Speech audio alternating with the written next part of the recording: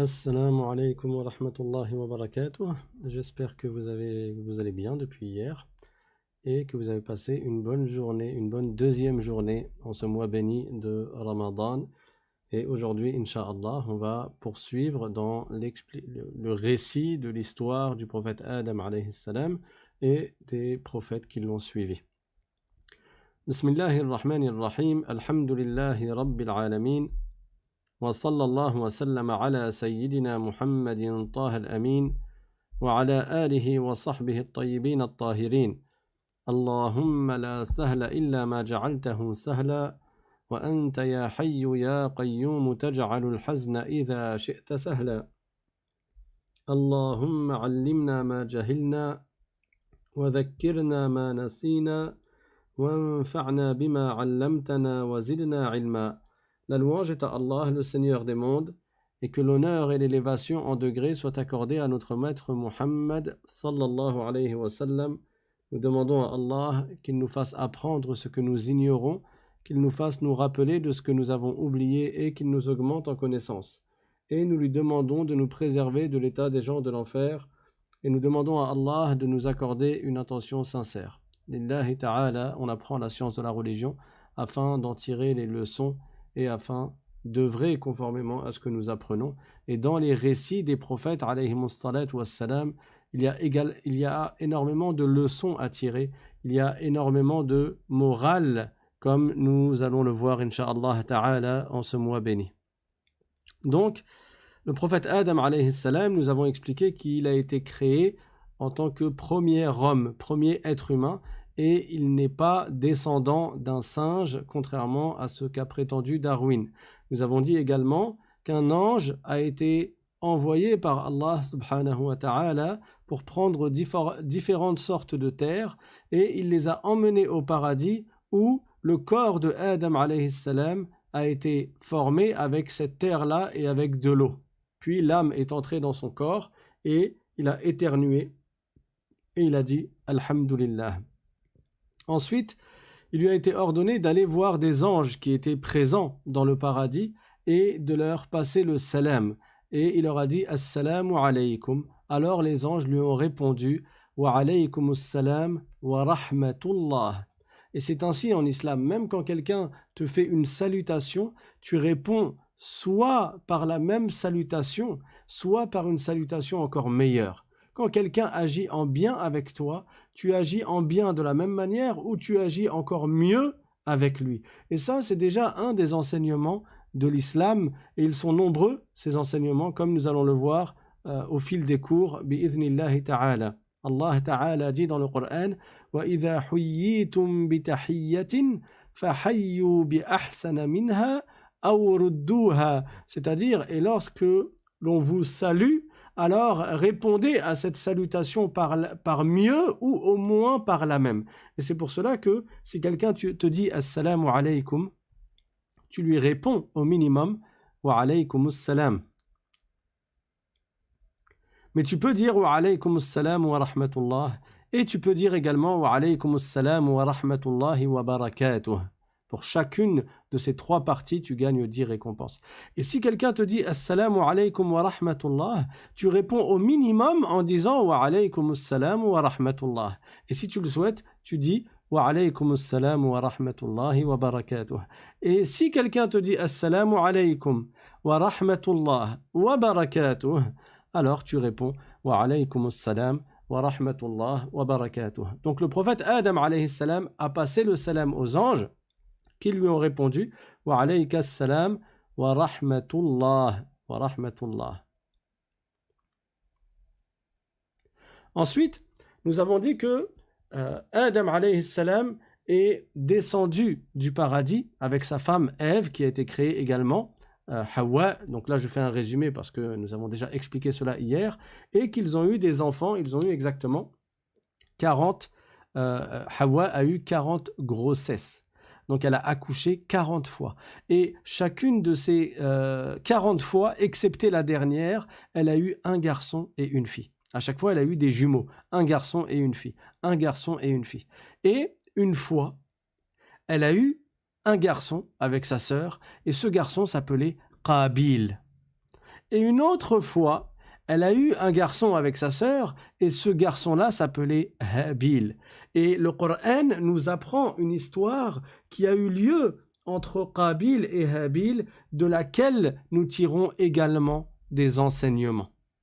Comme vous savez, Adam alayhi salam était un prophète, et il lui a été révélé des lois, des choses qui sont obligatoires, et des choses qui sont interdites.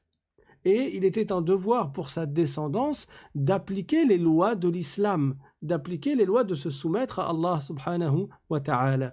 Et à cette époque-là, comme j'ai dit hier, tous les êtres humains étaient encore croyants, étaient musulmans. C'est-à-dire que ce qui s'oppose à l'islam, qu'on appelle la mécréance, n'était pas encore parmi les humains, n'existait pas encore parmi les êtres humains à cette époque-là. Et j'insiste sur le terme les êtres humains, parce qu'il y avait déjà quelqu'un qui était non-croyant, qui avait apostasié, et il s'agit de Iblis, et nous allons en parler tout à l'heure, incha'Allah ta'ala.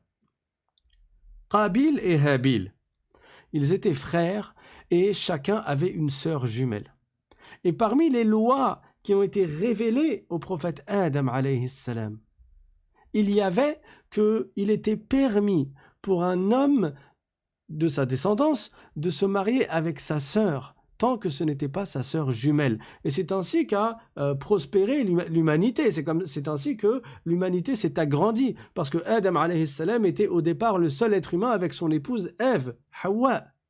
Ils ont eu des enfants qui étaient tous des frères et sœurs. Et comme je vous ai dit hier, Allah crée toutes choses avec une sagesse. Et Allah a décrété des lois, les lois divines, les lois que nous devons suivre. Et il y a dans chacune de ces lois-là une sagesse. Et Allah sait mieux que nous ce qui est de notre intérêt pour notre vie d'ici-bas et pour l'au-delà.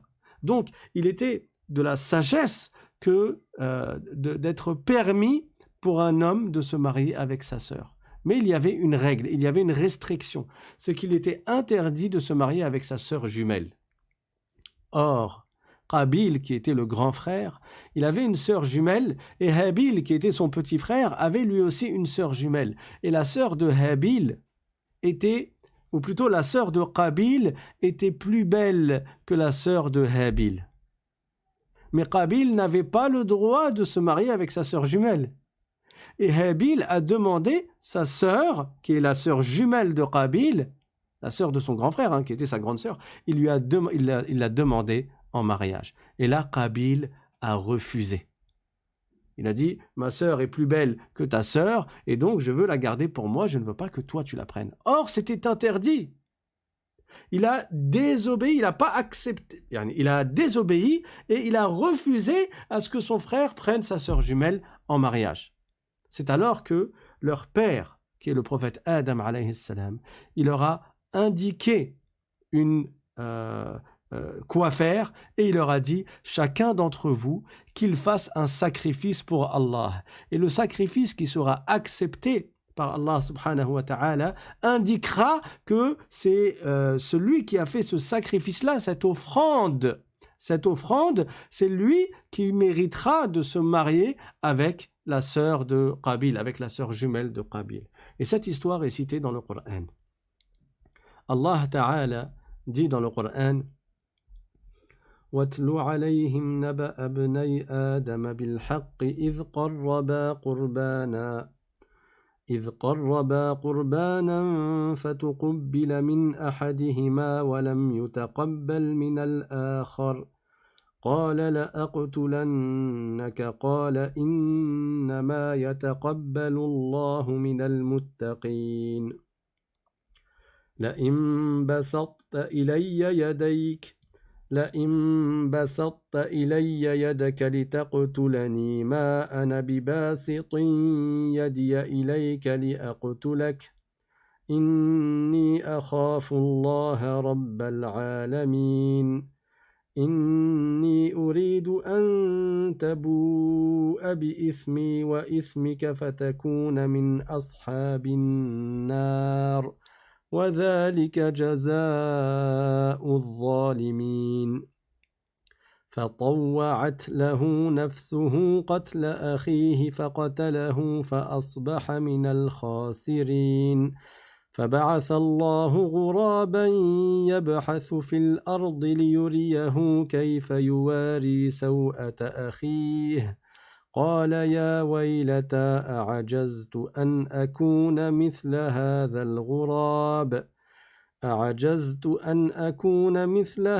الغراب فأواري سوءة أخي فأصبح من النادمين. Dans ces versets du Coran, Allah subhanahu wa ta'ala dit à son prophète Muhammad sallallahu alayhi wa sallam Watlu alayhim naba abnay Adam, c'est-à-dire et raconte-leur l'histoire des deux enfants de Adam. Et comme l'ont dit beaucoup de savants, il s'agit de Qabil et Habil, que on appelle en français Caïn et Abel, je crois. Donc Watlu alayhim naba abnay Adam bil haqq, raconte-leur l'histoire et le récit des deux enfants de Adam, cette histoire qui est véridique, et tout ce qui est dans le Coran n'est que vérité. إِذْ قَرَّبَا قُرْبَانًا, ces deux ont fait une offrande pour Allah subhanahu wa ta'ala. N'est-ce pas que chacun des deux voulait la même sœur, sauf que l'un des deux c'était sa sœur jumelle, il n'avait pas le droit. Alors leur père leur a dit, faites une offrande pour Allah. Qu'est-ce qui s'est passé? فَتُقُبِّلَ مِنْ أَحَدِهِمَا وَلَمْ يُتَقَبَّلْ مِنَ الْآخَرِ. Et l'offrande a été acceptée par Allah de l'un des deux, bien sûr vous devinez c'est qui, et elle n'a pas été acceptée de l'autre. Il faut savoir que Qabil, c'est quelqu'un qui s'occupait, qui était cultivateur. Il avait des terrains et il cultivait. Et Habil, lui, il s'occupait des animaux, il faisait paître du bétail. Qu'est-ce que Habil, le bon, le petit frère, qu'est-ce qu'il a donné comme offrande? Il a donné un bélier qui faisait partie des meilleurs de son troupeau. Et qu'est-ce que Qabil, le grand frère, a fait?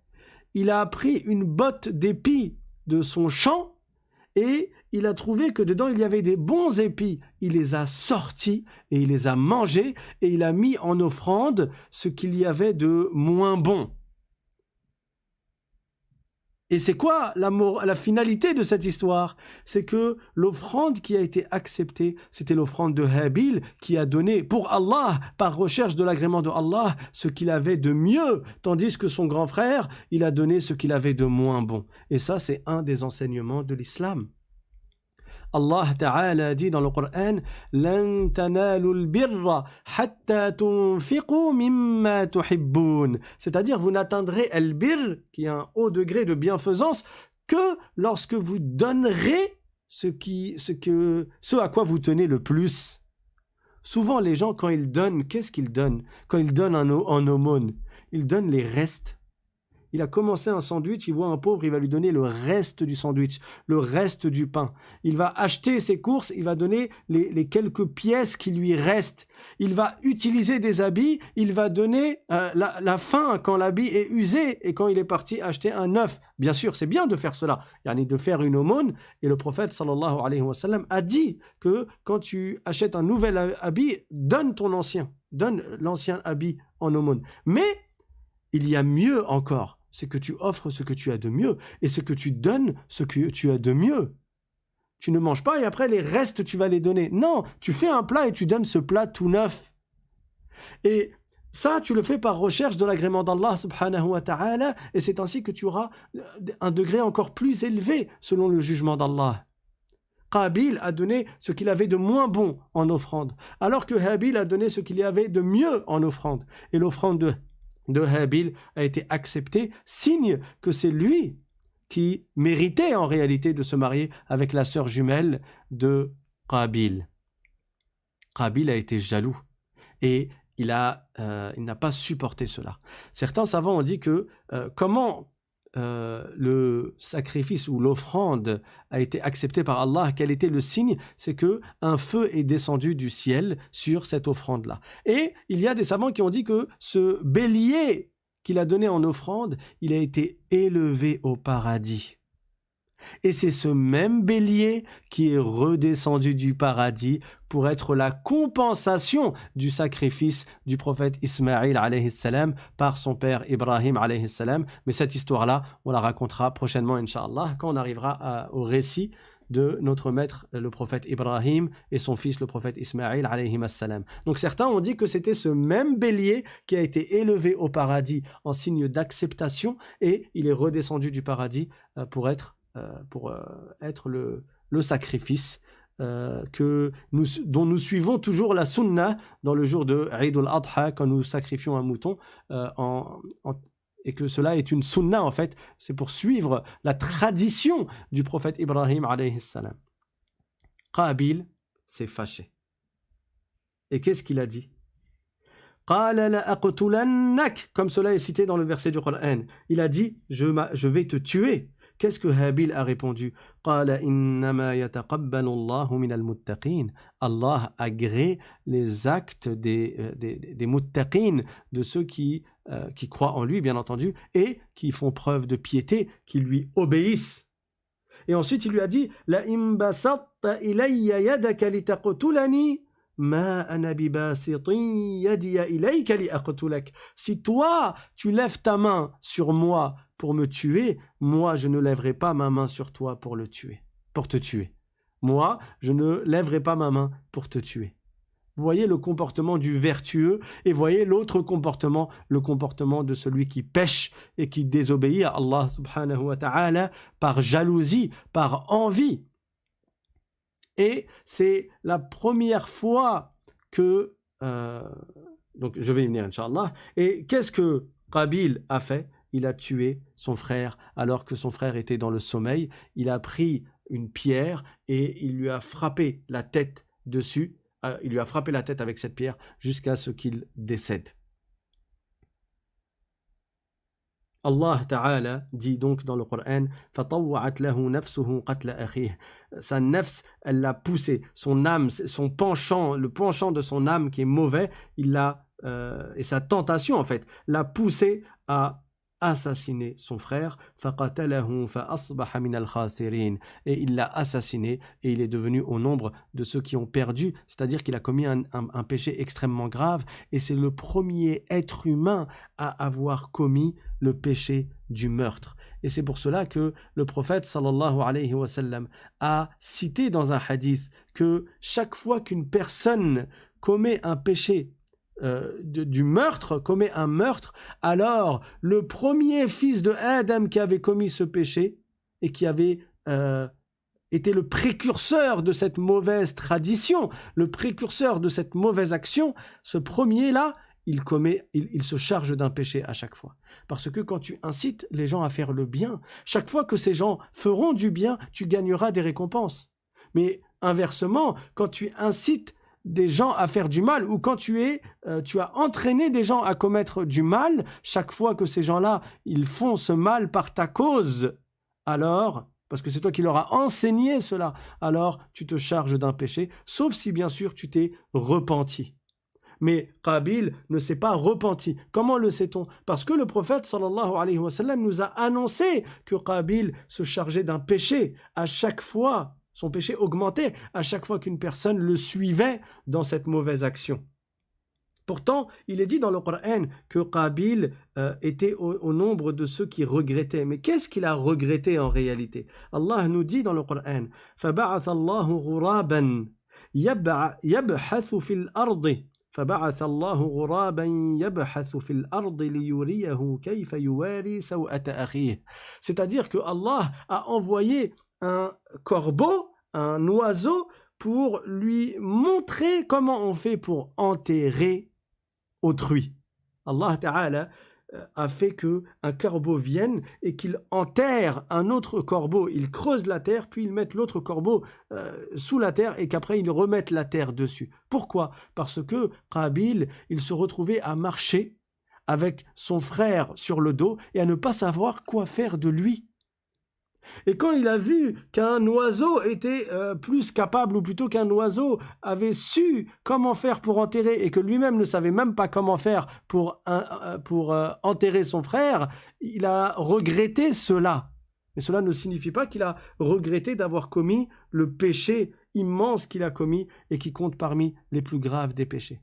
Adam alayhi salam, où était-il à ce moment-là? Il était parti à la Mecque, il était parti à la Kaaba faire un pèlerinage. Comme je vous ai dit hier, ou peut-être que je ne vous l'ai pas dit, je ne sais plus, Adam alayhi salam, certains savants ont dit qu'il était le premier homme à avoir construit la Kaaba, avant le prophète Ibrahim alayhi salam. Ibrahim alayhi salam est venu renouveler la construction de la Kaaba. Parce que lorsqu'il y a eu le déluge, la Kaaba, certains savants ont dit qu'elle a été élevée dans les cieux et d'autres savants ont dit qu'elle a été détruite par le déluge et il n'en restait que les fondations. Et à partir de ces fondations, le prophète Ibrahim alayhi salam, qui est venu après le prophète Noé, Nuh alayhi salam, il a rebâti la Kaaba avec son fils Ismaïl et on racontera les détails de ces histoires, Inch'Allah, dans le mois de Ramadan, dans les prochains cours. Adam, certains ont dit que c'est lui qui a construit la Kaaba et d'autres savants ont dit que c'est les anges qui ont construit la Kaaba avant Adam alayhi salam. Quoi qu'il en soit, Adam était parti après leur avoir dit de faire une offrande, il était parti à la Mecque. Et quand il est revenu de la Mecque, il est revenu de son pèlerinage, il a vu que son fils avait été tué. Il a pleuré son fils pendant 1 an. Il a pleuré son fils pendant 1 an. Et ça fait partie des grandes épreuves. Et c'est la première fois que un homme fut assassiné. Et je vous ai dit hier que les prophètes sont les plus éprouvés des gens. Il était attaché à ce fils qui était vertueux. Il l'a pleuré pendant 1 an. Par la suite, Allah Ta'ala lui a accordé un enfant qui fut son dernier enfant de la première couche, c'est-à-dire un enfant direct. Je ne parle pas de la descendance d'après, les petits-enfants, les arrière-petits-enfants. Et cet enfant-là, il était fils unique dans la grossesse, dans le ventre, dans le sens où il n'avait pas de sœur jumelle. Et c'était la 40e grossesse. Et c'était le prophète Shith alayhi salam qui était le 2e prophète de l'humanité dans l'ordre chronologique. Seth, en français on dit Seth, S-E-T-H. Et il a été appelé Shith. Shith, ça veut dire un don de la part d'Allah subhanahu wa ta'ala, parce que le prophète Adam alayhi salam a considéré ce fils comme un cadeau, comme un don de la part d'Allah, après avoir perdu, comme une compensation, après avoir perdu après avoir perdu Habil, qui s'est fait tuer par Qabil. Adam alayhi salam a enseigné l'islam à ses enfants. Et tous ses enfants étaient musulmans, soumis à Allah. Adam alayhi salam ne leur a pas enseigné seulement la pratique, c'est-à-dire comment faire la prière, comment jeûner, parce que oui, il leur a enseigné de jeûner et de faire la prière comme les autres prophètes, même si les prières se faisaient de manière différente entre les différents prophètes. Il leur a enseigné également les choses nécessaires à la vie. Il leur a enseigné comment faire paître les moutons. Il leur a enseigné comment semer des graines pour récolter. Il leur a enseigné comment récolter. Il leur a enseigné comment faire de la farine. Il leur a enseigné comment faire pétrir cette farine. Il leur a enseigné comment faire du pain. Il leur a enseigné comment faire des habits. Il leur a enseigné tout ça, comment il l'a su lui. C'était pas un singe, hein. C'était un prophète, un être humain qui parlait avec éloquence, comme j'ai expliqué hier. Il leur a enseigné cela et lui, il l'a reçu par révélation. L'ange Jibril, alayhi salam, l'ange Gabriel, c'est le meilleur des anges. Et on parlera un peu plus des anges plus tard, Inch'Allah. C'est le meilleur des anges et c'est lui qui est chargé de transmettre les messages aux différents prophètes et de leur transmettre la révélation, c'est-à-dire ce que eux doivent enseigner à leur communauté. Il leur a enseigné également comment construire des pièces d'or et des pièces d'argent, des pièces de monnaie, le dinar et le dirham.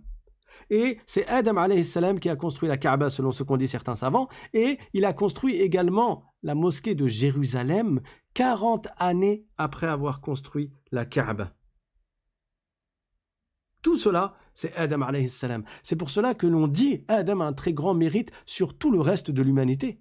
Parce que beaucoup de choses que nous faisons jusqu'à nos jours, c'est Adam alayhi salam qui l'a enseigné à ses enfants, qui eux-mêmes l'ont enseigné aux générations suivantes, et ainsi de suite. Donc, Adam était bel et bien un prophète de Dieu et un envoyé de Dieu. J'insiste là-dessus, parce que malheureusement, dans certains livres qui traitent de l'islam et de l'histoire des prophètes, ou même parfois des livres qui sont faits pour les enfants, il est écrit quelque chose qui est faux, quelque chose qui est erroné. Il est écrit que le premier prophète serait le prophète Noé, Nuh alayhi salam. Or, ceci est faux. Nuh alayhi salam, c'est le premier prophète à avoir été envoyé à des gens qui ne croyaient pas en Dieu, à des gens qui adoraient autre que Dieu. C'est le premier prophète à avoir été envoyé à des associateurs, comme nous allons le voir, Inch'Allah. Mais le premier prophète à avoir été envoyé dans l'absolu, c'est bien le prophète Adam alayhi salam. Preuve en est le verset du Coran « Inna Allah astafa Adam wa Nuhan wa ala Ibrahim wa ala Imran ala al-alamin » Ce verset est très clair. Il veut dire que Allah Ta'ala a élu Adam, ainsi que Noé, ainsi que la famille de Ibrahim, ainsi que la famille de Imran, au-dessus des mondes. Il les a élus par quoi? Prenons les autres qui ont été cités, après Adam. Allah dit dans ce verset qu'il a élu, au-dessus des autres de l'humanité, au-dessus des autres, il a élu Adam, Noé. La famille de Ibrahim, c'est qui? C'est ses deux fils, Ismaïl et Ishaq, qui sont tous les deux prophètes. Noé, c'est lui aussi un prophète. Et la famille de Imran, c'est qui? Ce sont les deux enfants de Imran qui sont le prophète Moussa, Moïse, et le prophète Haroun, Aaron. Donc, tous ceux qui sont cités dans ce verset, autres que Adam, ce sont des prophètes. Alors, évidemment, Adam est également un prophète, parce que c'est ce qui les unit tous dans ce verset. Ils ont été élus par quoi? Tout comme les autres ont été élus par la prophétie, Adam est également un prophète, alayhi salatu wassalam, et c'est le premier des prophètes. Autre preuve que Adam est bel et bien un prophète. Le verset que nous avons cité précédemment sur Qabil et Habil. N'est-ce pas qu'il était permis pour eux de se marier avec leur sœur, mais pas avec leur sœur jumelle? Mais qui a décrété ça? Qui leur a dit qu'ils avaient le droit, qu'il était permis de se marier avec sa sœur, mais pas avec sa sœur jumelle? C'est bien qu'il y a eu une loi divine, c'est bien qu'il y a eu des règles. Ces règles, elles ont été transmises par qui? Par leur père. C'était donc un prophète, et c'était donc le premier prophète. Et si on reprend le verset que nous avons cité tout à l'heure, dans lequel il est dit « وَاتْلُ عَلَيْهِمْ نَبَأَ ابْنَيْ آدَمَ بِالْحَقِّ إِذْ قَرَّبَا قُرْبَانًا » C'est-à-dire, et raconte leur l'histoire des deux fils de Adam alayhi salam, qui ont fait une offrande pour Dieu. Cette offrande, d'où ils la sortent? Comment ils ont su comment faire une offrande? فَتُقُبِّلَ مِنْ أَحَدِهِمَا وَلَمْ يُتَقَبَّلْ مِنَ الْآخَرِ. Cette offrande a été acceptée par l'un, pour l'un, et elle n'a pas été acceptée pour l'autre. Mais comment ils savent? Comment savoir cela? Tout ceci, on le sait à travers les prophètes. L'enseignement de ces choses-là, c'est par révélation. Et donc, ils avaient un prophète avec eux qui était leur père, le prophète Adam, alayhi salam. Et encore une autre preuve que Adam était bien un prophète. Vous connaissez tous l'histoire du voyage nocturne et de l'ascension. On l'a raconté il y a quelques semaines et il y a une playlist dans la chaîne L'Islam Simplement qui est dédiée à ce chapitre-là, à ce miracle-là du prophète Mohammed sallallahu alayhi wa sallam. On en avait fait 7 cours. Si parmi vous il y en a qui ne les avaient pas écoutés, je vous invite à les écouter pendant les journées de Ramadan. Il y a beaucoup de leçons à tirer de ce miracle éminent.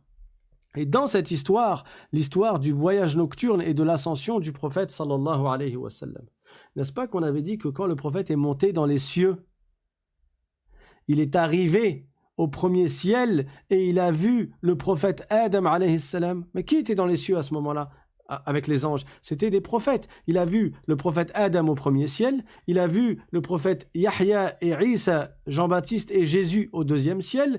Ensuite, il a vu d'autres prophètes dans les autres cieux. Il a vu Yusuf alayhi salam, il a vu Idris, il a vu Haroun, il a vu Moussa, il a vu Ibrahim alayhi salam. Donc c'était tous des prophètes. Et parmi eux, il y avait Adam alayhi salam. Donc Adam, c'était bien un prophète. Et c'est le père de l'humanité, et c'était un prophète messager, étant donné qu'il est venu avec les premières lois. Ensuite, il y a un point sur lequel je souhaiterais revenir, c'est Iblis.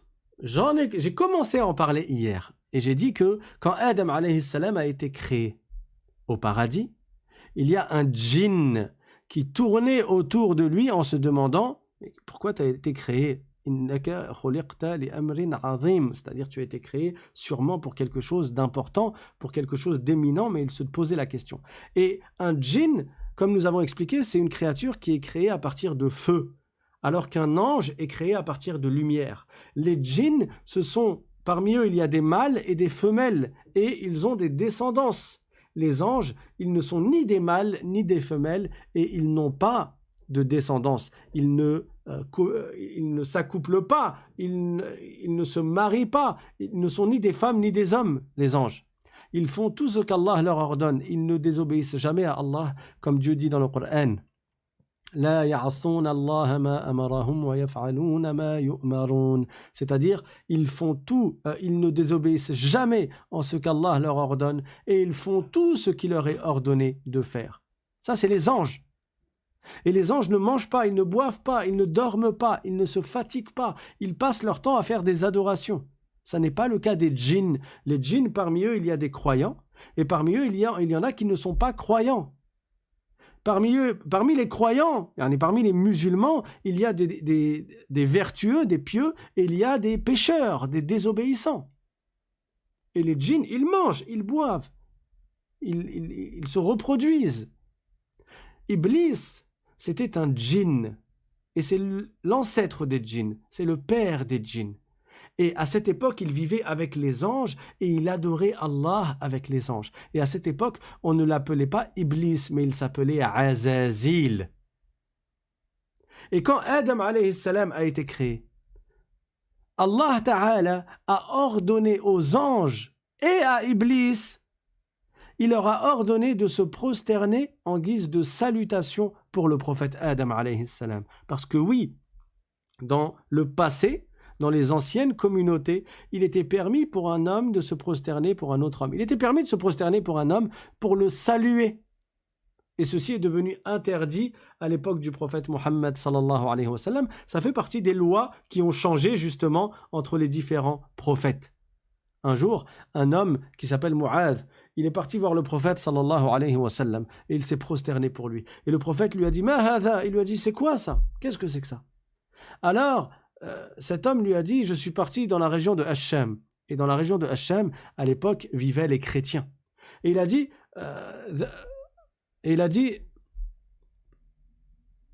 j'essaie de me rappeler du début de la phrase. Il a dit « Ra'aytuhum yasjuduna li batariqatihim wa asaqifatihim » J'ai oublié juste les premiers mots de la phrase, mais dans la phrase, il dit qu'il a vu les gens de Hacham, donc les chrétiens.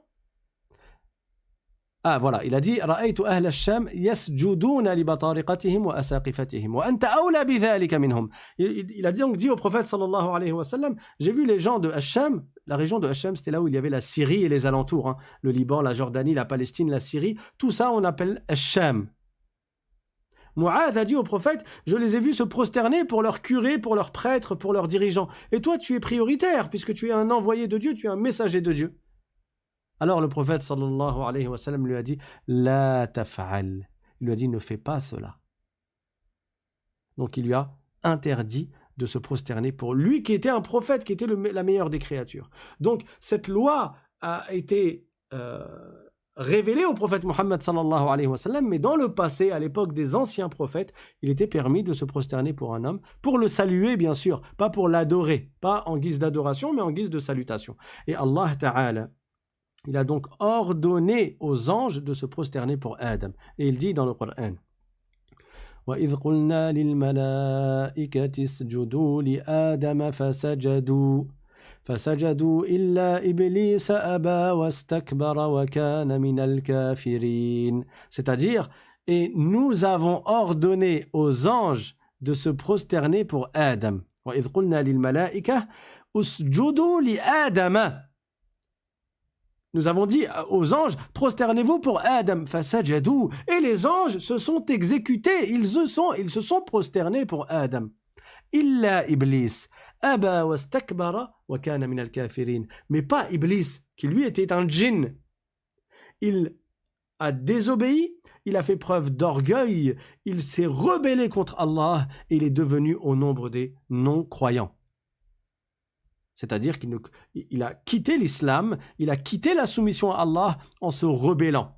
Le fait de désobéir est un péché, mais le fait de se révolter contre Allah, ceci annule la foi, ceci annule l'islam et c'est donc de l'apostasie. Ça fait que la personne n'est plus croyante, elle n'est plus musulmane, même si elle reconnaît l'existence de Dieu. Iblis, il savait que Dieu existe.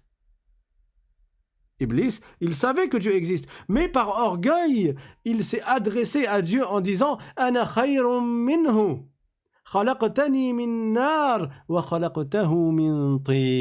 Et ce verset du Coran nous indique que Iblis a dit en s'adressant à Allah, oh Allah, je suis meilleur que Adam, tu m'as créé de feu et tu l'as créé de tin, c'est-à-dire de terre mélangée avec de l'eau. Donc, ça n'est pas suffisant de reconnaître que Dieu existe pour être croyant. Ça n'est pas suffisant de reconnaître que Dieu existe pour être musulman, pour être soumis à Dieu. Mais il faut reconnaître l'existence de Dieu et se soumettre à Dieu en l'adorant lui uniquement, en ne lui associant rien et en ne se révoltant pas contre Allah subhanahu wa ta'ala et contre ce qu'il a prédestiné et contre ses ordres. Tu ne t'opposes pas aux ordres d'Allah subhanahu wa ta'ala. Celui qui désobéit, il a commis un péché. Mais celui qui s'oppose aux ordres de Dieu en disant « Non, moi je suis pas d'accord. Non, pour moi ça, c'est pas logique. » en sachant que c'est les lois de Dieu. Ou bien il dit « Non, pour moi ça, c'est pas normal, ou il n'y a pas de sagesse dans ces lois-là, ou c'est des lois qui sont arriérées, ou c'est des lois qui n'ont aucun sens, en sachant que ce sont des lois qui ont été enseignées par le prophète. » Celui-là, il aura annulé sa foi. Pourquoi? Parce qu'il ne se sera pas soumis à Dieu. Parce que dans la soumission à Dieu, il y a forcément de se soumettre aux lois qu'il a révélées au prophète.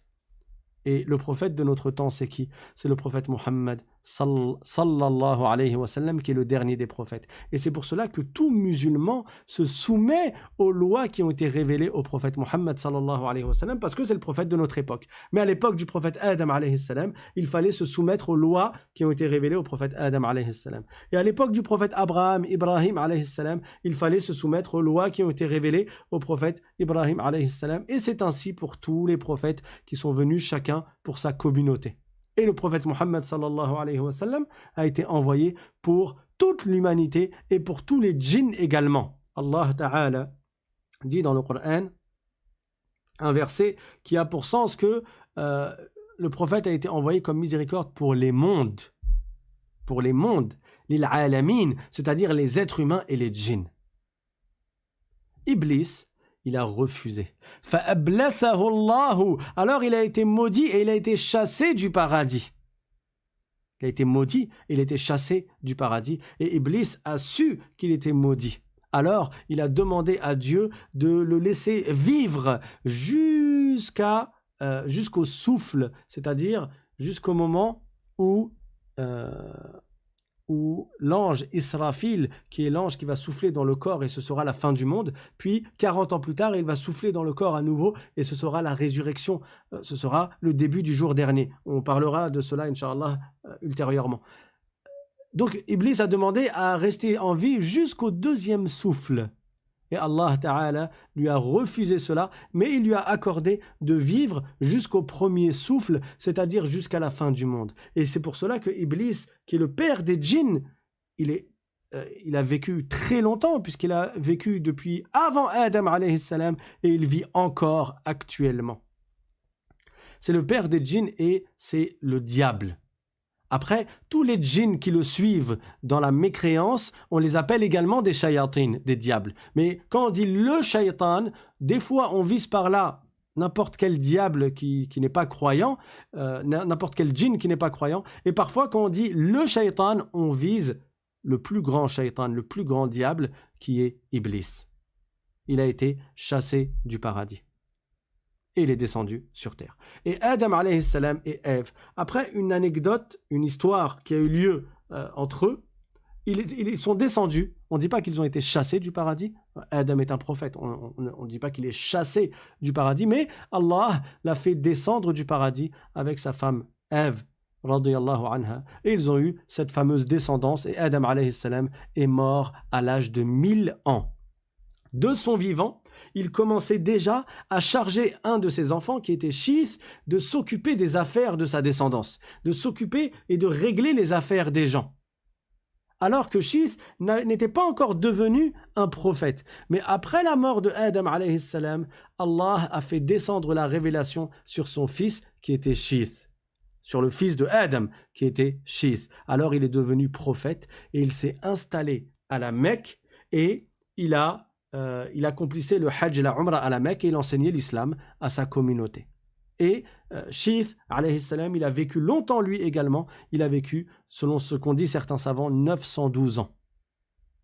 Quant à sa mère, Hawa, elle est morte 1 an après le prophète Adam, alayhi salam. Alors, où ont-ils été enterrés? Il y a divergence entre les savants. Allahu a'lam. Certains savants ont dit qu'ils ont été enterrés à la Mecque, dans une montagne qui s'appelle Jabal Abi Qubays, dans une grotte, que Adam est enterré là-bas, ainsi que Hawa, son épouse, ainsi que son fils, le prophète Shith, alayhi salam. J'ai pas beaucoup d'informations, et il ne nous est pas parvenu beaucoup d'informations au sujet du prophète Shith, mais on sait une chose, c'est que c'est un prophète messager. Pourquoi? Parce que comme j'ai dit hier, la différence entre un rasoul, un prophète messager, et entre un nabi, c'est-à-dire un prophète qui n'est pas messager, c'est que le prophète messager, il vient avec une nouvelle loi. Il reçoit la révélation, et dans sa révélation, il a des nouvelles lois par rapport au prophète précédent. Tandis qu'un nabi, un prophète qui n'est pas rasoul, qui n'est pas messager, il y a le nabi rasoul et le nabi qui n'est pas rasoul. Le nabi qui n'est pas rasoul, c'est-à-dire qui n'est pas messager, il reçoit la révélation, mais il a exactement les mêmes lois que le prophète d'avant. Et quand je vous dis que Shith était un prophète messager, on comprend à partir de là qu'il a reçu une nouvelle loi. Quelle était cette nouvelle loi? C'était l'interdiction pour un homme de se marier avec sa sœur. Ça y est, la permission de se marier avec sa sœur, qui n'est pas sa sœur jumelle, a été abrogée avec le prophète, avec l'arrivée du prophète Shith, alayhi salam. Et il a appelé à l'islam. Et à son époque, encore, il n'y avait pas de non-musulmans parmi les êtres humains. Il y avait Iblis, le diable, qui est un djinn. Lui n'était plus musulman, il a été maudit. Mais parmi les êtres humains, il n'y avait encore que des musulmans. Et quand Shith est décédé, après lui est venu un autre prophète qu'on appelle Idris. Et c'est le 3e prophète. Et en français, on dit Enoch. Et Idris, c'est un descendant de Shith, qui est lui-même le fils de Adam, alayhi salam. On l'appelle également, Idris, on l'appelle également Akhnour. Et cet homme, le prophète Idris, alayhi salam, certains ont dit que c'est le premier à avoir utilisé un qalam pour écrire. Et lui aussi, il appelait les gens à l'islam, à adorer Dieu uniquement et à ne rien lui associer. Et il enseignait à sa communauté l'application des lois, la prière, le jeûne, et ainsi de suite. Une des spécificités du prophète Idris, alayhi salam, c'est que c'est le premier à avoir établi les règles de l'urbanisme. C'est lui le premier à avoir fait en sorte qu'il y ait des villes, et il a été dit qu'à son époque ont été construites 80 villes. Et il ordonnait le bien, comme tous les prophètes, et il interdisait le mal, comme tous les prophètes. Et Idris, alayhi salam, c'était également un prophète messager. Il est né à Babylone, Babel, donc en Irak, mais il a émigré en Égypte. Et à l'époque, le terme Misr, l'Égypte, c'était pas l'Égypte actuelle avec les traits de la carte qui ont été faits par les colonisateurs. Quand on parlait d'Égypte à l'époque de Misr, c'était la région qui était proche du Nil et qui avait le Nil en elle. Donc la région du Nil, c'était l'Égypte. Le prophète Idris, alayhi salam, c'était également un prophète éminent, et il a appelé donc à l'islam, et à son époque, tout le monde parmi les êtres humains était musulman. Sauf que quand le prophète Idris est décédé, c'est là où la mécréance a commencé à se propager sur terre. Et ça, c'est ce que nous allons voir demain, Inch'Allah. Ah non, demain on est jeudi. Donc demain, on va faire une séance de questions-réponses. Hein, vous avez le programme vous a été envoyé. Donc le jeudi, c'est une séance de questions-réponses. Donc vous pouvez dès maintenant préparer vos questions et vous les écrirez dans le chat, dans le forum de discussion là. Et Inch'Allah, j'y répondrai en live. Et vendredi, on reprendra les histoires des prophètes. Et vendredi, donc, on parlera du 4e prophète, qui est le prophète Noé, le prophète Nuh, alayhi salam. Vous avez sûrement déjà entendu parler de lui et du déluge et de l'arche de Noé. Inch'Allah, on racontera avec un peu plus de détails cette histoire-là, qui est citée dans le Coran. Les musulmans ont foi en tout ce qui est dans le Coran. On ne dit pas, oui, ce sont des légendes, on ne sait pas, c'est vieux, ça se trouve, c'est pas vrai. Non, non, non. Le musulman, il croit totalement en tous ces récits-là qui ont été rapportés par le prophète Mohammed sallallahu alayhi wa sallam, et certains d'entre eux sont explicitement cités dans le Coran. Donc je rappelle pour les nouveaux parmi vous, même si nous sommes le même nombre qu'hier, hein, vous n'avez pas réussi le challenge aujourd'hui, qui était d'atteindre 1000 personnes. Donc Inch'Allah, ramenez chacun un nouveau demain, afin qu'il puisse profiter lui aussi des assemblées de sciences, parce qu'il y a un grand bien dedans. Et en ce mois béni, le mois de Ramadan, il est important de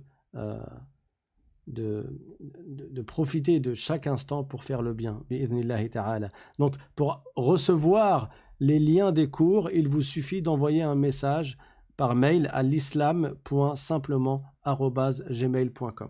Donc je vous l'écris, l'islam.simplement@gmail.com. Vous envoyez un mail et comme ça on vous enverra à chaque fois le lien des cours par WhatsApp quelques minutes avant le cours.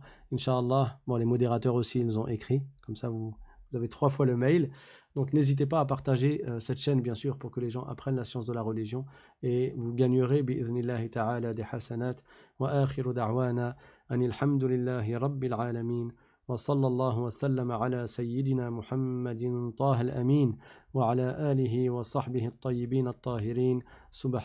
سبحان ربك رب العزة عما يصفون وسلام على المرسلين والحمد لله رب العالمين. والسلام عليكم ورحمة الله تعالى وبركاته.